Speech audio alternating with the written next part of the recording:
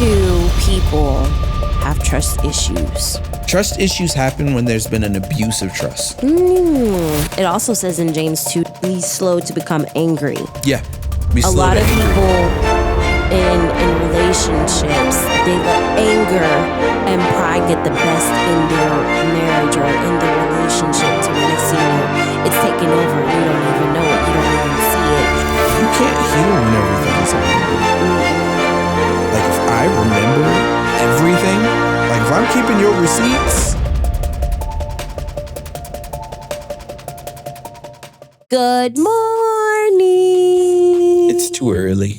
Lord, I thank you for sunshine. Thank you for rain.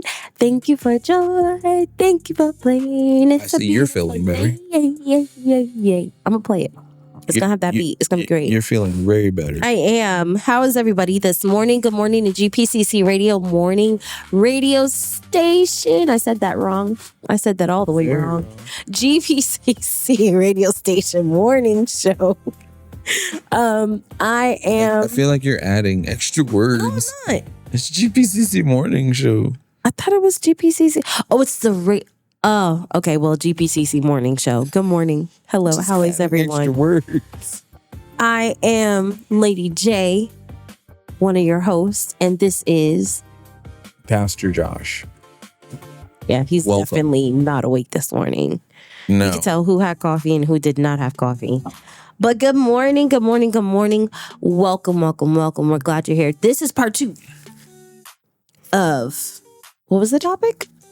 Well, we're doing on a series of relationships. Relationships. Yeah, we're doing a relationship series. And so in this one, we're going to be talking about The top 5. Top 5 things a relationship should have. Because it doesn't necessarily have to be like marriage or like boyfriend, girlfriend. It's just a relationship in general. Christian relationship in general. So number 1. I have trust. Trust is very, very, very important. Most people use trust as a surveillance when really wow, they should not. that's good. Trust as a surveillance. Like you know, like a surveillance camera. Yeah, like if I can't know what you're doing, I can't trust you. Facts. Or if I can't watch you do this, right, I can't trust you. It's like I have you under surveillance. And I feel like trust happens when you're not looking. Trust happens when you're not there. You know what I'm saying? Interesting. Like, if you think about it, I feel like if you think about it, like if you go to work today, right? Like you go to work, how do you know that Janae is being taken care of by me? You don't know. You just have to trust the fact that I have everything taken care of. Trust happens when you're not there. I beg to differ.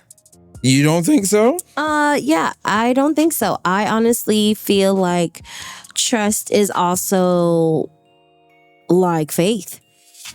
Well, that's what I'm saying. Yeah. Like you have to have faith that's going to happen. Like you have to have trust that it's going to get done. Yeah. Regardless of whether I'm there or not. True. Like if I can't. Yeah. I feel like sometimes like there are certain things that I do on like Sunday morning or specific places, and I feel like when I'm there, it doesn't get done the way I need it to get done, so I have to put my hands in it. But as soon as like, if I'm not there and I step away and they do a killer job, then I know I can trust them with more. Then I know I don't have to put my hands on it, or it has to be a specific way for it to get done. You see what I'm saying? So like, I just feel like when you're not there, that's like the true ultimate test of if you can trust that person. Like, can I trust my wife to be able to do a certain thing that I do every day, regardless of whether I'm there or not? Can I trust my friend to be able to sustain what we have going on regardless of whether I check in on them or not. Can I trust my boyfriend or girlfriend to be able to, do whatever the situation is? Like maybe we're doing a Sadie Hawkins situation to where you have to plan the dates or whatever, right? Can I trust I also feel that you'll be able to do that? You know? I feel like with the trust also, sometimes you may not be able to physically see it. And like you said, it literally has to be something that you can't see. Yeah, like it has to be a faith situation. Like when you're doing a faith walk. Yeah. Like with God, when you're doing a faith walk. Yeah. You can't see what's coming next. You have to trust that God is going to be able to do what he said he's going to do and supply all of your needs. Same thing with your relationship. I have to trust that you're going to put in the same 100 that I'm going to put in. I can't basically say, well, you're not doing what I do. I have to trust that you're going to do your part. Yeah. I just have to trust it. And if I can't trust that you're not doing your part, what are we doing this for anyway? So why do people have trust issues? Is that how trust is? Is that how trust issues come about when people can't physically?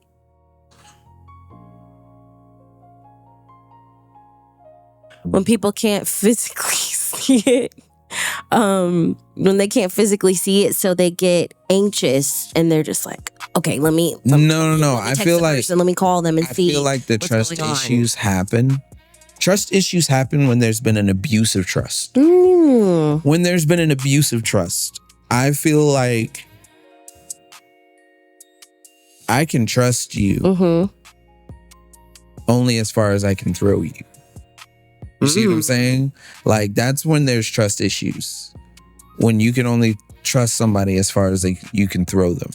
Like there's been an abuse of trust. You've put something in their hands and they kept dropping it every single time. And now it comes to a time where you have no choice but to trust them. And you don't trust them because of all the stuff that's in the past. And I feel like we don't, and I feel like I'm skipping ahead, but we don't give grace to people enough. It has to be done our way. It has to be done the way that we want it to. And if we don't do it the way that we want it to, it becomes a problem. It becomes a problem. So before we go on break, I do want to go to a little scripture. If we look at Luke 16:10, it says, whoever is faithful in little is faithful in much.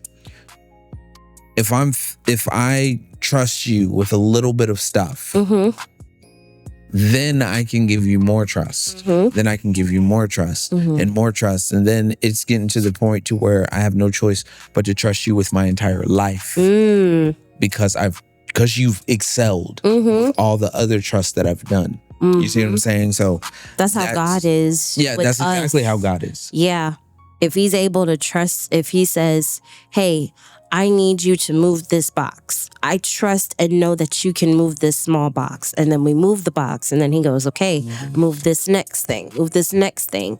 That's why it's so important for us as a whole, as a body in Christ, to trust God. Because we may not physically see it, but we know that he's still in the works. We know that he's still doing it behind the scenes. We still trust him and know that it's going to happen. Yeah. So, I feel like a lot of people think trust should be instant. And honestly, it needs to be built over time. Over time. I can't trust you with $1 million if I can't trust you with $1. It's just not gonna happen. Right. Like I remember, and you probably don't remember this. I had pretty good memory. It freaked me out. I'm not even gonna hold you. It freaked me out. Okay. We went to the mall. This is probably like our second date.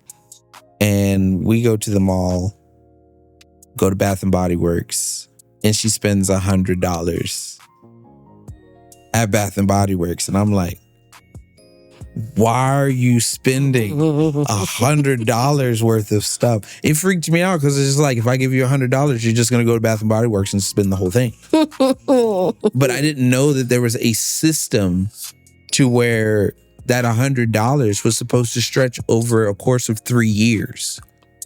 Therefore, I'm like, oh, you go one time so you don't have to go ever again. And so that in the beginning was scary. I feel like I'm still like that. But you are like that. I had to learn that method over time. I had to learn and trust that method over time because I wouldn't have learned it. True. It's the same thing with you in the beginning of our relationship before we got married. I had to understand when you would say, there's a method to my madness. It drove me crazy every time he said that because I was like, you sound mad saying that. What are you talking about? But it worked every time. I literally had to sit down like this, like literally not moving and say, okay, this sounds crazy, but I trust you.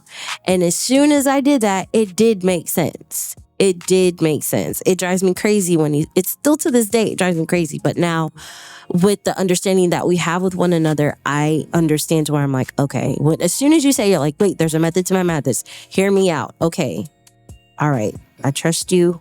All right. It's not gonna blow up in our face. All right, cool. Run it. So yeah, it does take a while within marriage, definitely, and definitely within a relationship. Yeah, because before, people always have that thing called their wall, or they would have their guard up.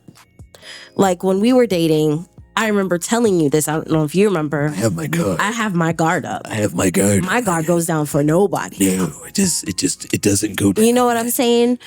But within You're cool, but I have my guard. Why are you selling Batman? You're great, but I have my guard.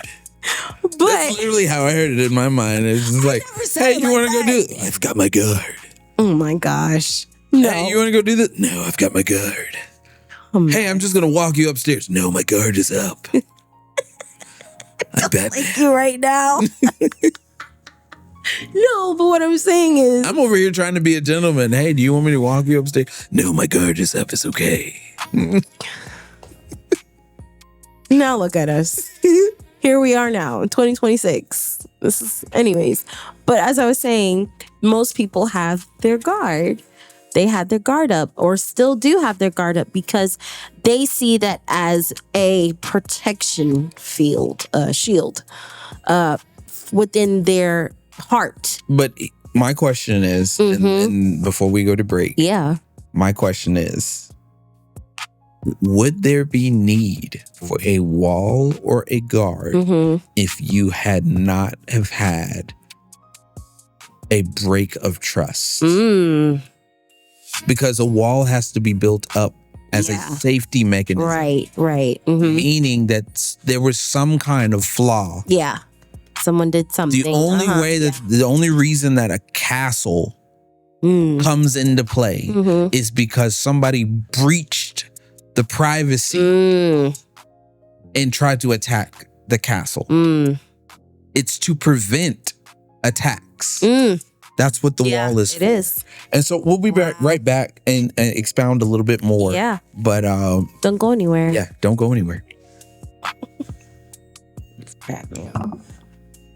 My guard is up.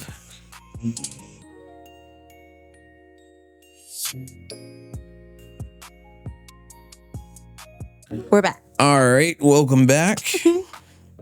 So let's talk about communication. I know you were talking about a little bit of it earlier. Yes. Let's talk more about communication. Do you feel, and I know we used to see couples do this a lot. Do you feel like when couples don't argue that it's a good relationship? I think it depends, because it depends on if you know that couple, number one. And no, just like a couple in general. Like, it doesn't matter what happens. They're not going to fight about it. Well, I think that's healthy. No. Yeah. I think it's toxic. You're creating a toxic situation I feel like that's that toxic. because it's like saying gentle parenting. Jesus. We're going to talk about it for a quick second. It's just like gentle parenting. They say it works. Does it? For me and my household, it does not work. Does not work. Okay. Other people, no disrespect. You guys have your ways. Have fun. Godspeed. For me, no. Because it's just like in the relationship. Yeah.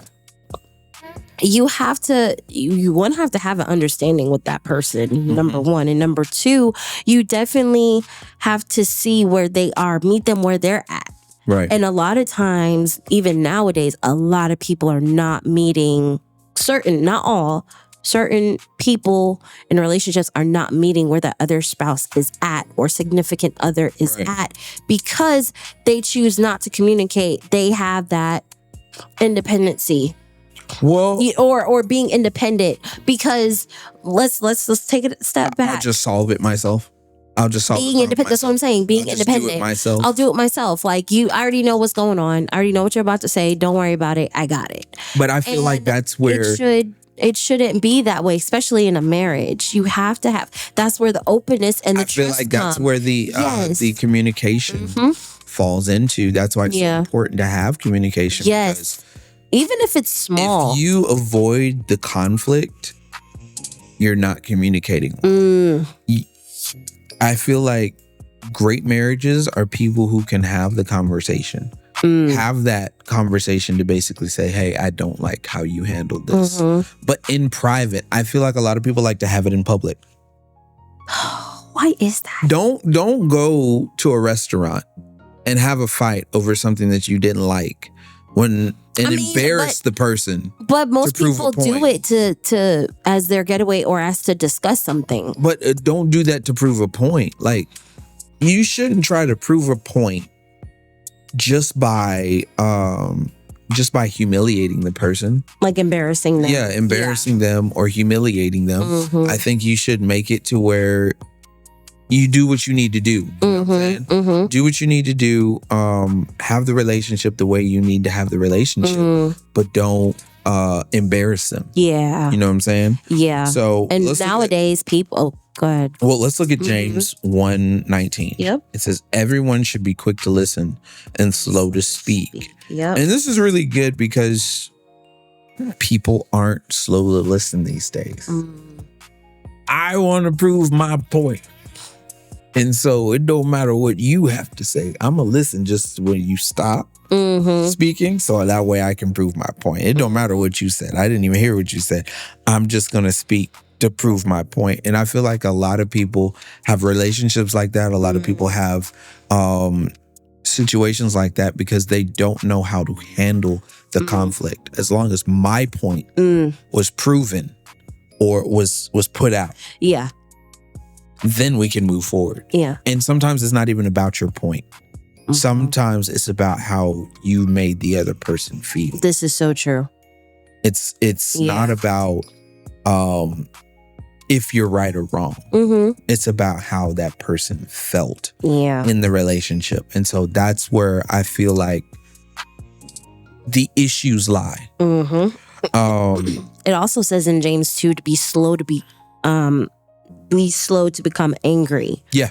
Be slow a lot to of angry. people in relationships, they let anger and pride get the best in their marriage or in their relationship to where next thing you know, it's taking over and you don't even know it. You don't even see it. And then that's how it also becomes toxic because you've let something else enter that is not of God inside of your marriage, which you're not supposed to do. However, it's just like the scripture, don't let the sun go down on your wrath. If you get to the point to where you're angry,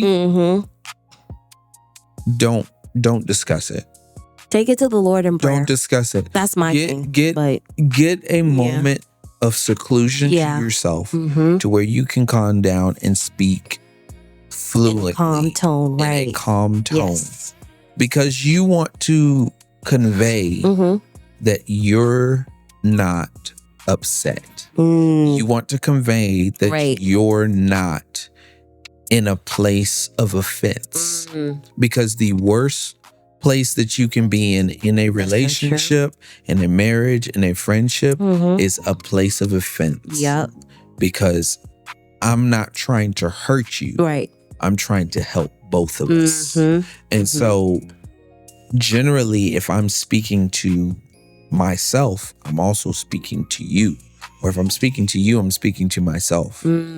So that way we're both listening and hearing the revelation that is supposed to take place in our communication. But we can't hear the revelation or anything like that if I'm trying to hurt you.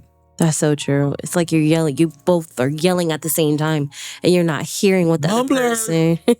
Mumbler. You're not hearing what the other person is saying. We're not hearing because I'm waiting until you stop talking. I'm waiting until the noise dies down. And that's hard because it's friction at that point. It's complete. I'm just waiting. Waiting. You could be saying anything, and I don't. Well, your mama, it doesn't make any sense. I'm just here to hurt you at this point, and not help you, but it's not helping. It's not the situation. Yeah. So tone matters. Absolutely. Especially when it comes to communication. Even if it's not an argument, your tone still matters on how you present the message that you're about to say to your spouse is very important because he knows me and he knows my tone. Your knee shaking. He knows my tone because I'm a very blunt person. So the way I'm talking to you now is calm. But if it's an argument and it's like this, to you, it sounds like I'm yelling at you. Or like if I project my voice just another octave, you're just like, you're yelling at me. And it's like, but this is how I communicate. So this is how I talk, A lot of people, a lot of different marriages, they have different tones. So I guess you could just say, watch your tone. Watch your tone when you talk to your spouse, because not only hurt people, but also the way that you say something could come off as offensive to the other person. Completely. And I think that's another reason why, for me personally, I like physical communication, not text. I still feel the same thing, but when it comes to text, for me, it's still there, but to me, it's not enough. That's just me personally. I'm the opposite. Yeah. A lot of stuff can be conveyed under text. Now, I do feel like if I'm texting you a whole 4-page letter. And you just say, okay. And you say, okay, we scrapping. We're about to squabble. We are scrapping. I am getting all the gloves out. And because I've just poured my whole, so those conversations, those need to happen in person. They do. Or on the phone. They do. Really just in person. Person is the best. That's just something that needs to happen. So I can see your eyes, you can see my eyes, and we can see how genuine it is. Exactly. Because anything can happen in a text message. But if you're telling me you go into the store. What if you're reading it in anger? It won't come off the same way. Yeah. If you telling me you go into the store, that's a text. You don't need to call me to say you go into the store. If you telling me I won't be there today, that's a text. You don't need to call me to tell me you're not gonna be there. You see what I'm saying? Like, it's just, that's how I feel. That's basically how I grew up. Certain things that are small, those are texts, not necessarily call. But she grew up in a different generation to where it's like you had to call. There weren't such things as a text. You were on the landline in the closet with the cord wrapped around you. That's really what it was. And I ain't have to deal with that too much. You can have all of that. I feel like silence can be just as loud as yelling. Very true. Silence speaks loudly. If you do not communicate and you're silent, you're yelling. Wow. Because it's still an answer. Still an answer. If I'm just like, and that's why a lot of people, not really to take it dark, that's why a lot of people have suicide situations because they're waiting for a response. Wow. And a lot of us don't know how to handle it, so we don't respond. And we didn't respond in the matter that we were supposed to respond to, and then they just go ahead and because we didn't respond or we were asleep and we didn't see it in time. Right. And so then by the time we actually did see it, we respond, but it's too late. Silence is loud. Don't commit suicide to your relationship because you were quiet. That's good. Don't commit suicide to your relationship because you were quiet. Yes, you might need to take some time to process it, but communicate that. Yes. Say, yo, I need to process this. Hold on. I need a minute. Before you do anything, I need a couple of seconds to process this. It used to be, and this was just me, I used to just go on walks. I wouldn't tell you what I was doing. I wouldn't tell you I was processing. I would just go on a walk. And that just left the other person in like a form of anxiety. Because well, what did I do? I just told him that I had something to do, or I just told him something that was kind of devastating, and he just walked out. And really, I wasn't walking out. I was just processing. But you have to like communicate the process. Like, I'm processing. So let's go to boundaries. Boundaries. That's a big one. Because we were speaking before about having our boundaries within marriage, right? But boundaries is in general. So do you feel that boundaries does protect the love within the relationship? I believe it does. Okay. Because your love should be pure. It shouldn't have any like animosity or anything like that. So if your love isn't pure or in its purest state, because even with years of experience, there can be, some kind of, but it has to be still in its purest state for you to stay together. If your love isn't in its purest state, then it becomes an issue. And it does. I feel like that's where the boundaries we have to protect our space. Yeah. Our space. Sorry. She didn't go to school today. Pray for us. Pray, saint. We have to protect our space. Our space. Like, if I can't protect who I am to you or who you are to me or who we are together, then that's a problem. That's where the boundaries have to come within, which means I can't be all up in your grill. Like, I can't be all up in your grill and expect you to be at your 100% because you didn't have time to you didn't have time to get yourself ready. Right. Like, I can't be in hey, how you doing? You just woke up. That's great. All right, let me go with you. Oh, you about to change. All right, I'm gonna go with you. You have to get yourself ready. You have to get yourself prepared. You see what I'm saying? So that gives yourself time to have a boundary to be to yourself. Let's look at Proverbs 4:23. Absolutely. It says, above all else, guard your heart. And we said that last week. But if you look at Matthew 5:37, it says, let your yes be your yes and your no be your no. This is important not only for marriages, friendships, a body as a whole, but relationships. If you can't say no, this is a toxic relationship. If you can't say no to a client, that's a toxic business relationship.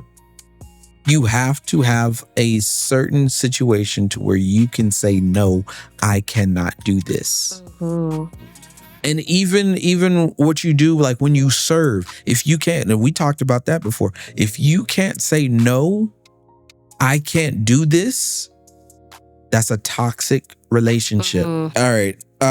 Boundaries aren't punishment. They're protection. I got to protect my safe space. I got to protect my peace. I got to protect my marriage's safe space. I got to protect my marriage's peace. Yeah. Yeah. Peace over everything. Hashtag peace over everything. In 2026, if you didn't learn anything, peace over everything. You got to choose your peace. That's within jobs. That's within relationships. Point in case, I had a job that wasn't really protecting my peace. I didn't have peace with it, and I didn't have peace without it. And so I had the opportunity to either say, no, I'm going to take it, or no, I'm not going to take it. And I just told what my availability was. And that was my peace. I haven't gotten a call back. I haven't gotten a response back, but I got my peace because I said what I can do. That's the latest I can do. And it's up to them. The ball is in their court at that point. If they want to continue forward, then they can reach out to me. But other than that, I have my peace. And so that's how we need to do with our relationships. Like, we don't need to go on a couple date if we're not protecting our peace. If that couple is toxic for our relationship, then no, we don't need to go on a couple relationship.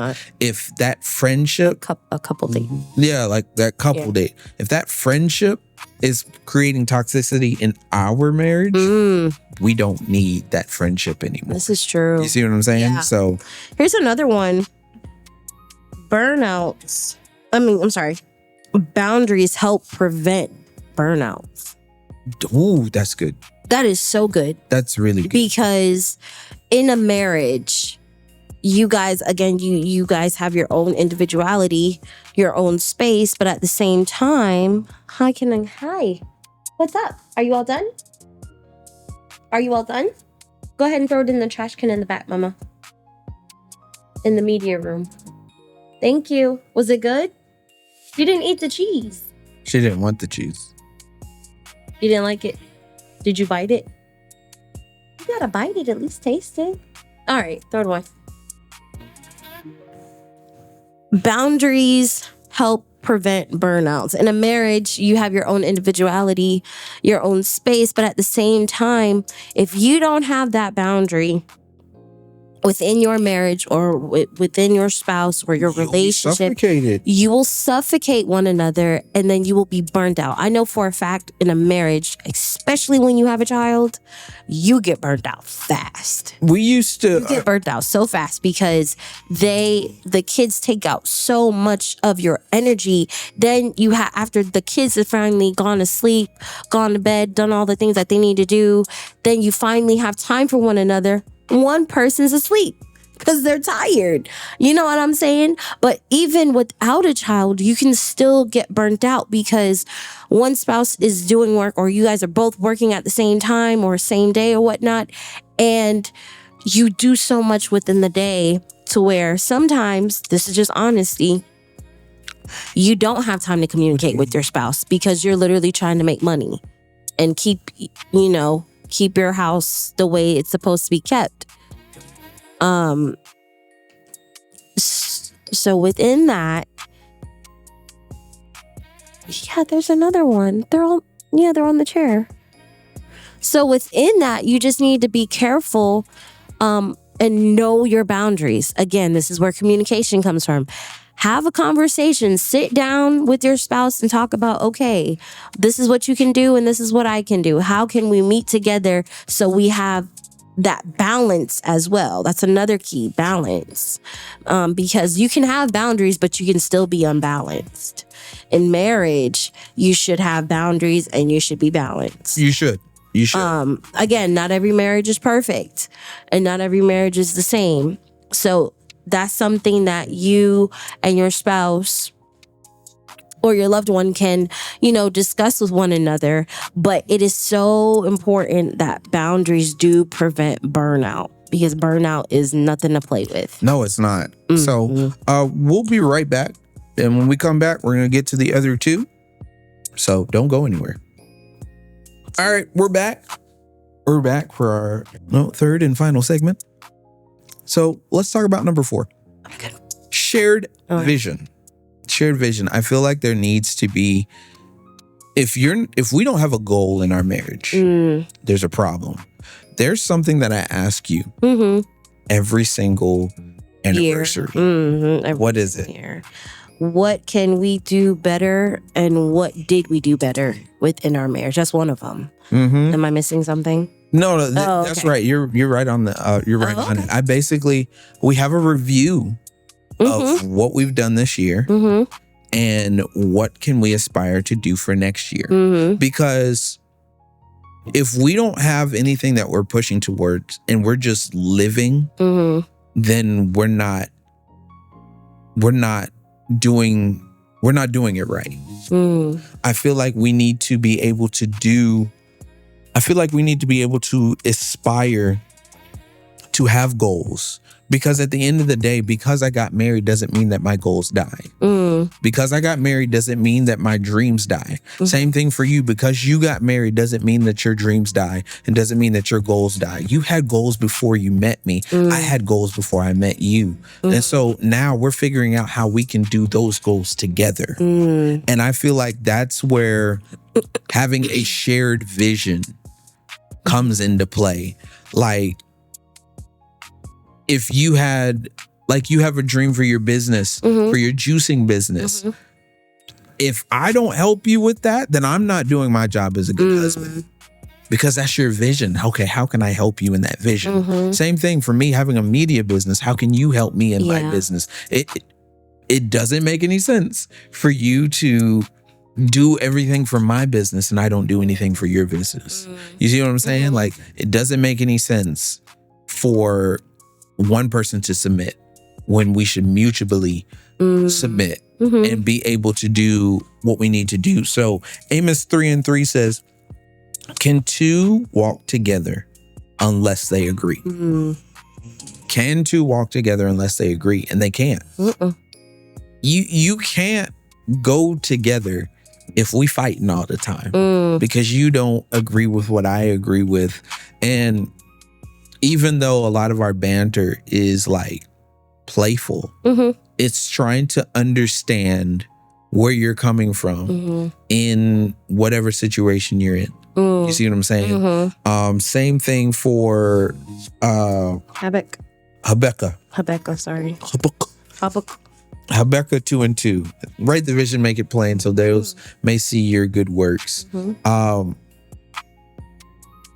If you don't write down your goals for what you have and a plan for how to get there, because a lot of people will write down, I want $10,000.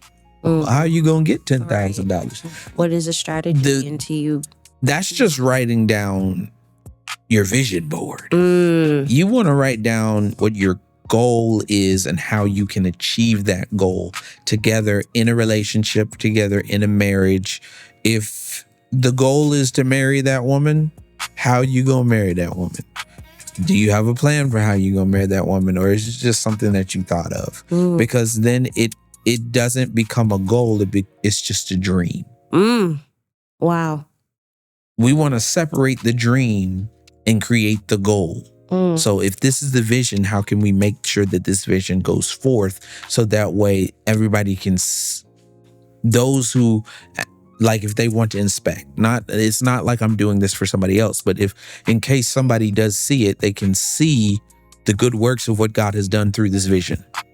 And so that's where vision covers your faith, your finances, your family, and your future. Vision covers your faith, because what do we want our faith to look like in this marriage? Vision covers our finances, because, okay, are we tithing together as a couple? Are we tithing together in this marriage? Are we making sure that our finances not only honor God, but also are stretched together? I think the number one issue that are in a lot of marriages are finances, is because they don't bring God into it. They don't bring God into it. So you got to have the vision for your finances, your vision for your family. Okay, Can we have the conversation? Do we want more than one kid? Do we want more than two kids? Do we? What do you want? Nope. Do we we have to agree on this. And there's a lot of relationships where you'll have one kid and you'll be tapped out, but your spouse wants 5 or 6, but you didn't discuss. You couldn't handle 5 or 6. Be on one accord. You have to be on one accord with a lot of that. And then the future. Do we want to stay in this place? Are we satisfied with staying in this one place for 5 years? Or are we satisfied with excelling? Okay, I'm okay with Georgia for right now, but I feel like together as a couple, we need to go to South Carolina. I feel like together as a couple, we need to go to Okinawa.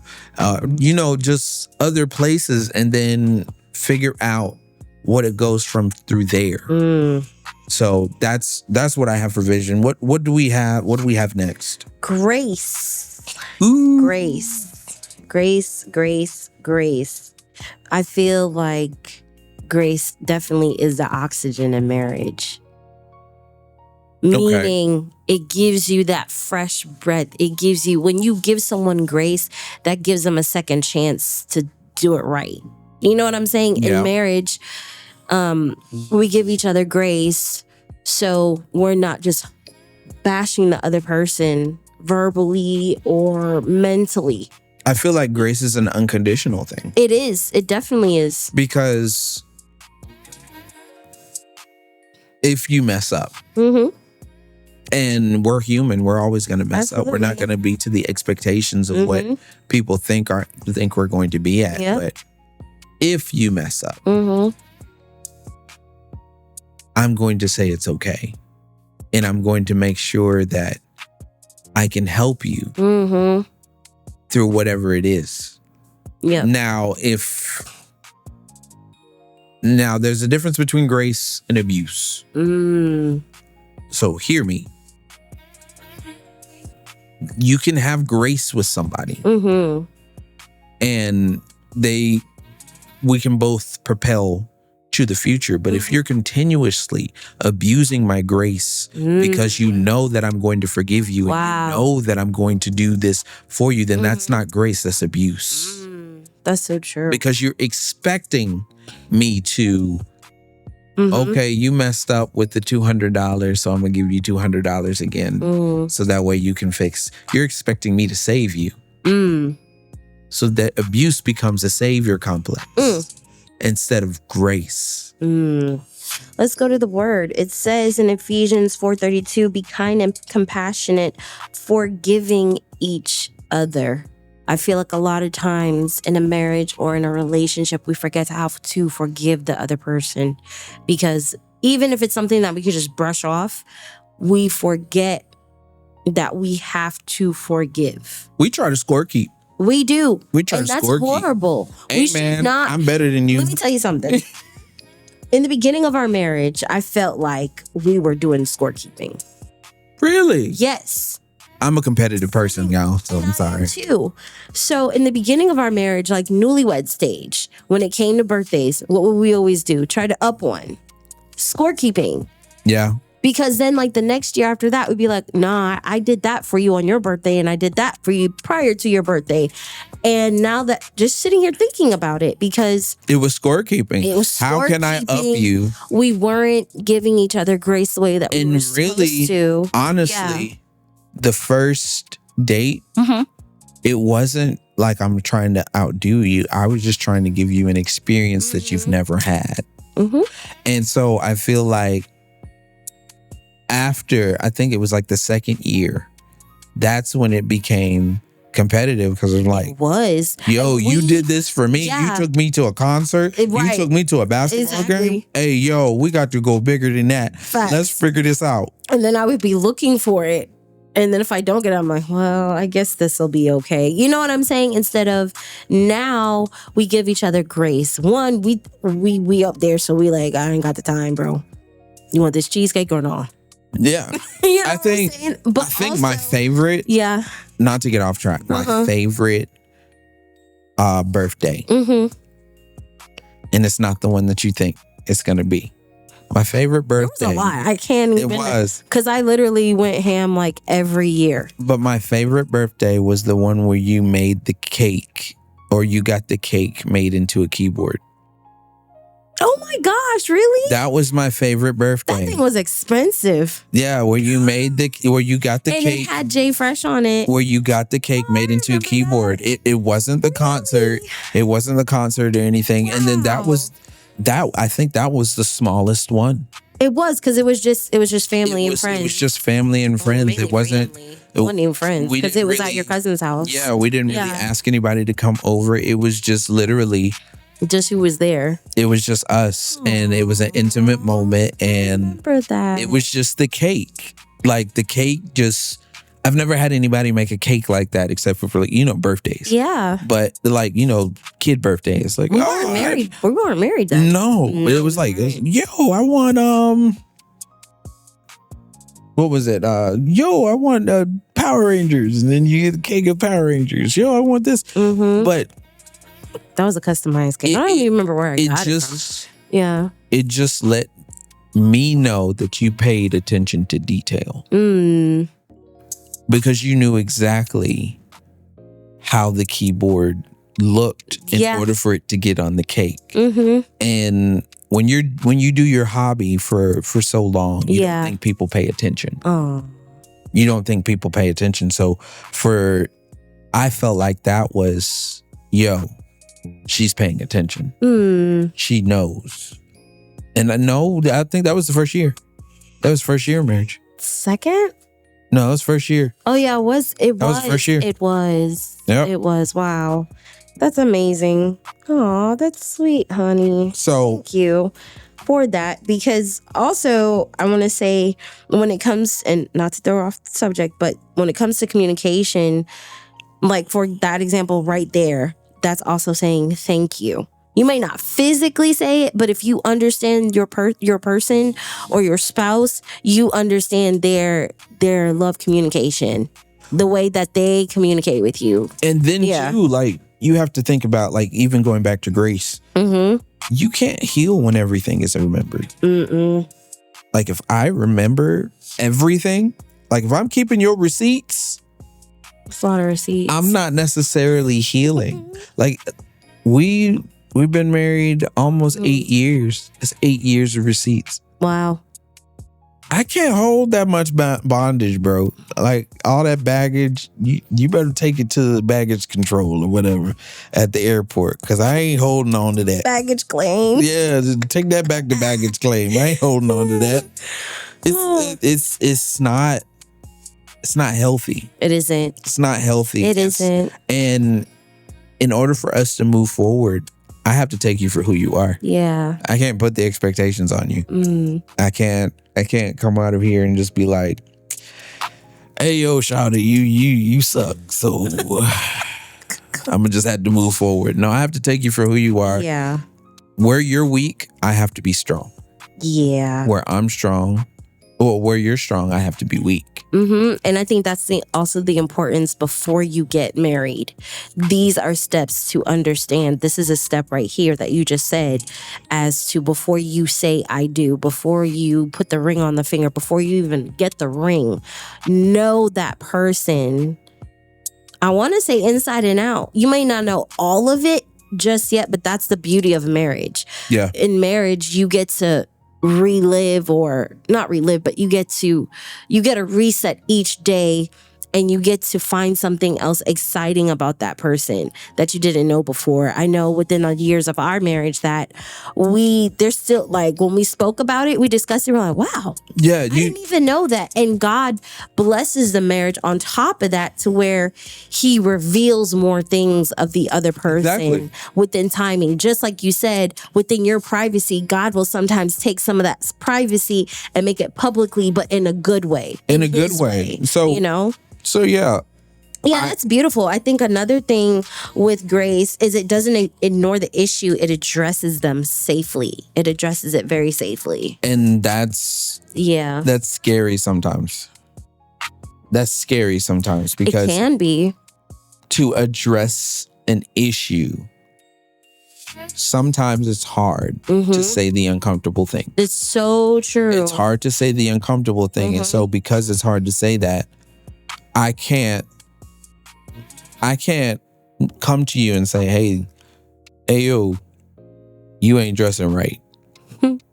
Because then you feel like a whole argument's coming. But I feel like if we have open communication, I can say that. Yeah, absolutely. I can say that. Like, and I feel like in this day and age,